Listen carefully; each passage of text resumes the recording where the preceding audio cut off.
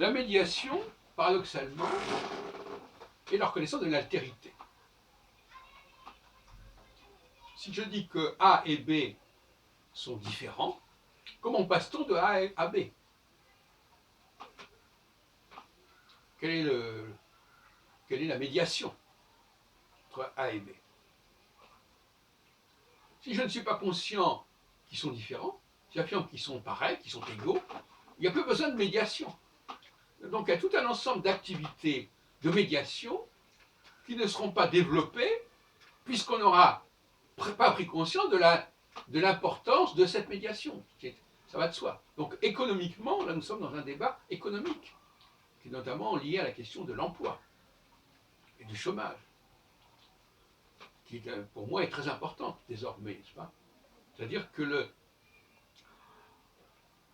il y a beaucoup de chômeurs parce que on n'a pas suffisamment développé la conscience de la médiation. On n'a pas des intermédiaires. Si on préfère. Il y a peut-être 50% de la population qui pourrait être utilisée à des titres ou à d'autres au niveau de la médiation, au regard de la médiation. Mais je rappelle encore une fois, celui qui est dans la médiation, il a le mérite d'éviter le contact entre A et B. C'est son grand mérite. Et ça, il ne le sait pas.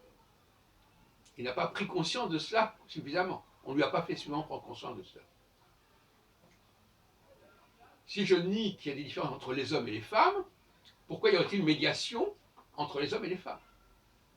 Si je nie qu'il y a une différence fondamentale entre les créateurs et les consommateurs, pourquoi je pourrais développer la conception d'une médiation, des métiers de médiation?